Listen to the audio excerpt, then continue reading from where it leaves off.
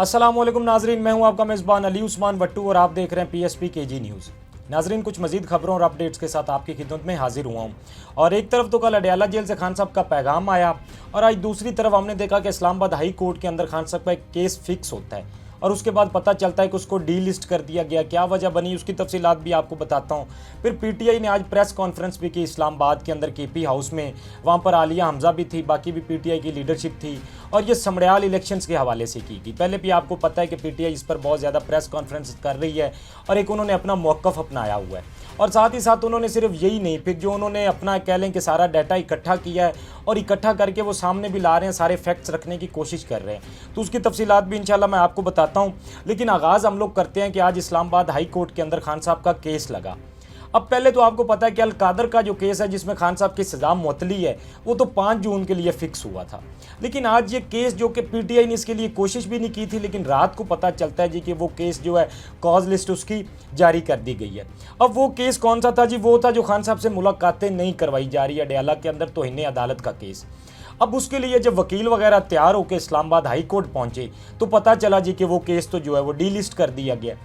अब वजह पूछी कि वजह क्या बनी डीलिस्ट करने की, तो पता चला जी कि वो गलत बेंच के सामने फिक्स कर दिया गया था।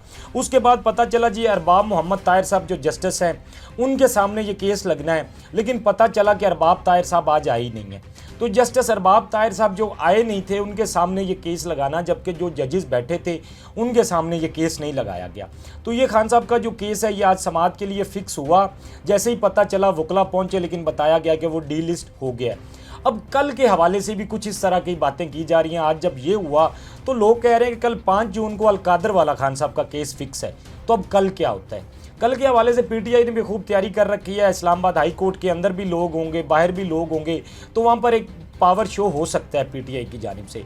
बहरहाल देखना है कि आज तो जिस तरह से ये केस डीलिस्ट किया गया है, कल जो अब अल-कादर वाला केस है बड़ा इंपॉर्टेंट केस माना जा रहा है और उसके लिए PTI पहले कोशिश भी कर रही थी।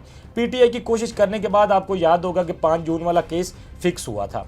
तो अब उस हवाले से क्या अपडेट्स आती है वो तो आपको बताएंगे, लेकिन ये जो आज वाला केस था वो डीलिस्ट कर दिया गया। फिर मैंने आपको बताया कि अडयाला जेल से खान साहब का पैगाम भी आया। अब जो खान साहब का पैगाम था, एक तो पैटर्न इन चीफ जब उनको PTI का बनाया गया तो उस पर बहुत ज़्यादा बातें होनी शुरू हो गई कि जी उनको ये ओहदा क्यों दिया गया। अतः कि देखें, जब नून लीग का मियाँ साहब का जब देखें ना हटाया गया था तो उनको ताहयात कायद क्यों बनाया गया था। और फिर एक और देखें, डिप्टी वज़ीर आज़म का जो ओहदा है वो कोई इतना आईनी ओहदा तो नहीं है, लेकिन हुकूमत ने वो दिया हुआ है तो वो भी चल रहा है अब तक और उस पर कोई लोग बात तो नहीं करते हैं। ठीक है, वो गैर आईनी भी नहीं है, लेकिन इस तरह होता है। और खान साहब ने भी अगर अपने पास ये ओहदा रखा है तो उसकी खान साहब ने वजह भी बताई थी कि मैं इस दफ़ा खुद लीड करना चाहता हूं ताकि मैं अहकामात दूं, और वो पैटर्न इन चीफ बनने पर लोग बहुत ज़्यादा बातें कर रहे हैं। और फिर खान साहब ने साथ ही साथ ये जो कहा था कि मैं खुद लीड करूंगा, वो एक बड़ा सवाल है कि वो खुद लीड कैसे करेंगे। अब आपको पता है कि पहले जब भी कोई इस तरह के वाक़यात होते हैं तो खान साहब की मुलाकात बंद कर दी जाती है। खान साहब का पैगाम अंदर जो है वो लोग जाते ही नहीं है, तो पैगाम उनका आ ही नहीं पाता। और पहले भी आपने देखा होगा ये कुछ समात वगैरह जब होती हैं अडयाला के अंदर तो तब लोग जाते हैं तो खान साहब का कोई ना कोई मैसेज बाहर आता है। अब अगर खान साहब एहतजाज को खुद लीड करेंगे तो सवाल ये है कि क्या उनसे मुलाकातें करने दी जाएंगी और ये सारा सिलसिला क्या इसी तरह चलता रहेगा। तो इस हवाले से खान साहब ने कल कुछ गुफ्तगू की। एक तो मैं उनका वो जो ट्वीट किया गया कल, कुछ मैंने आपको बताई थी जो बैरिस्टर गौर साहब ने आकर बताई, लेकिन मज़ीद खान साहब का जो ट्वीट आया है उससे मैं आपको बता देता हूँ और उसकी थोड़ी सी हाईलाइट्स आपके सामने रखता हूँ कि खान साहब ने क्या कहा था। उन्होंने कहा कि इस मुल्क में जंगल का कानून नाफिज है, तरीके इंसाफ पर तमाम कानूनी और आइनी रस्ते बंद कर दिए गए। और ये खान साहब बड़ी देर से बात कर रहे हैं कि जब कानूनी और आइनी रस्ते बंद कर दिए जाते हैं तो फिर आपके पास हल एक ही बचता है कि आप सड़कों पर आ जाए। फिर खान साहब ने कहा जी कि तरीक़ा लाए अमल चंद रोज़ में कौम के सामने पेश कर दिया जाएगा। इस एहतजाजी तहरीक के लिए अपनी एहतजाजी जमातों में जो तरीके तहफ़्फ़ुज़ ऐन पाकिस्तान और GDA और महरंग बलोच को भी दावत देंगे। इंशाअल्लाह इस तहरीक को कोई नहीं रोक सकेगा। खान साहब ने कहा कि तहदी जो जमातें हैं उनको भी साथ मिलाकर चलेंगे। कुछ जमातों को उन्होंने नाम भी लिया और फिर उन्होंने कहा कि पाकिस्तानी कौम को मेरा पैगाम है कि शायद ये फिर से मेरी मुलाकातों पर पाबंदी आयद कर दे। खान साहब को भी ये पता है कि मुलाकातों पर पाबंदी आयद हो सकती है, इसका उन्होंने जिक्र भी किया। लेकिन आपने याद रखना है कि वोट मेरा नहीं आपका चोरी हुआ है। खान साहब ने कौम को कहा कि वोट मेरा नहीं आपका चोरी हुआ है और आवाज़ मेरी नहीं आपकी दबाई जा रही है।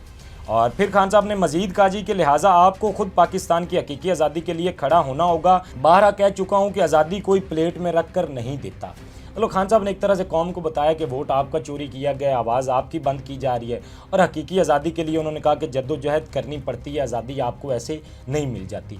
तो मतलब खान साहब का ये एक तरह से कहना था कि अगर मेरी मुलाकातें बंद भी कर दी जाती हैं, मुझसे मिलने नहीं भी दिया जाता, तो एक तरह से आपने एहतजाज करना ही करना है। फिर मजीद खान साहब ने कहा जी कि एहतजाजी तरीक मुल्कगीर और मुसलसल होगी, क्योंकि इस्लामाबाद में स्नाइपर तैनात होते हैं।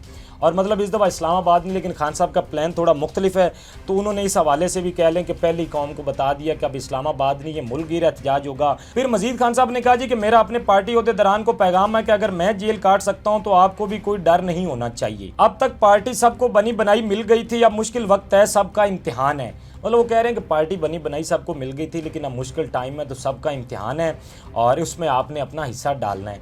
मजीद भी खान साहब ने कुछ गुफ्तगू की। उन्होंने बताया कि पाकिस्तानी अवाम ने समड़ियाल इंतखाबात में एक मरतबा फिर साबित किया कि जुल्म के ज़रिए उनका नज़रिया तब्दील नहीं किया जा सकता। और उन्होंने कहा जी कि अवाम का फैसला वही है जो 8 फरवरी को उन्होंने सुनाया था। इस इलेक्शन में भी बेशर्मी से धांधली करके अवाम के मैंडेट को चोरी किया गया।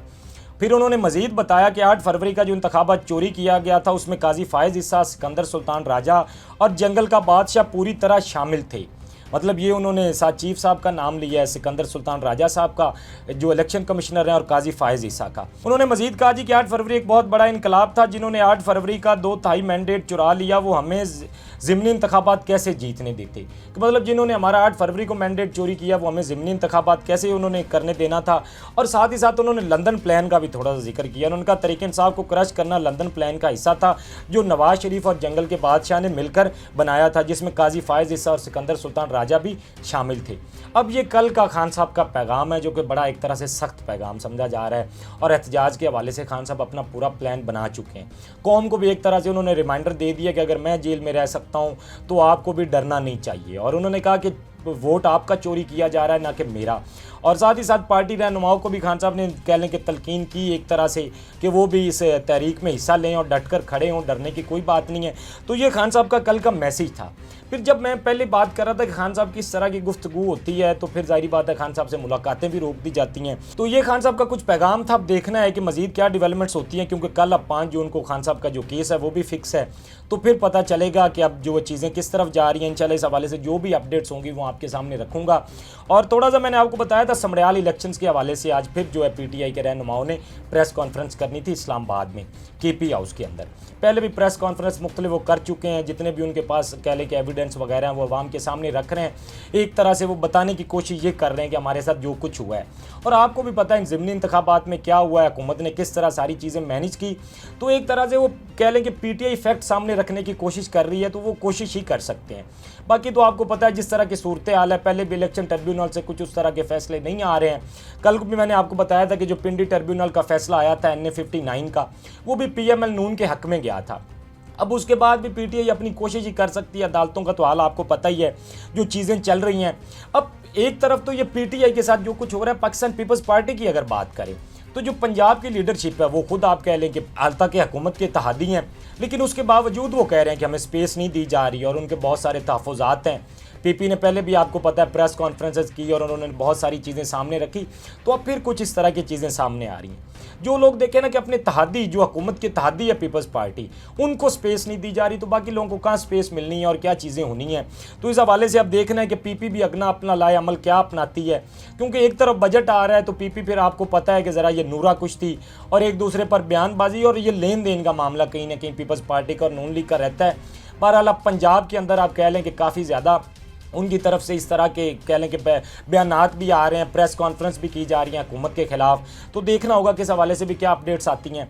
और फिर 27वीं आईनी तरमीम, जिसका अब तक कोई ड्राफ्ट नहीं आया, कोई मुसद्दका नहीं आया, लेकिन उस हवाले से अब भी बातें हो रही हैं।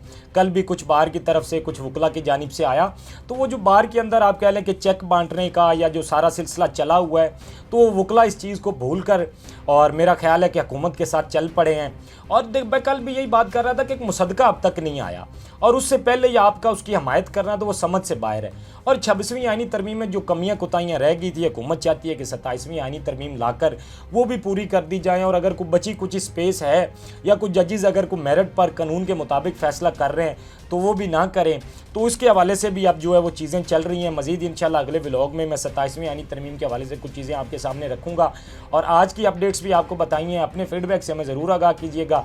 अब तक के लिए इतना ही। अपने मेज़बान को दीजिए इजाज़त। अल्लाह निगहबान। इस तरह की और वीडियोस देखने के लिए सब्सक्राइब कीजिए हमारा चैनल और देखते रहिए PSP KG न्यूज़।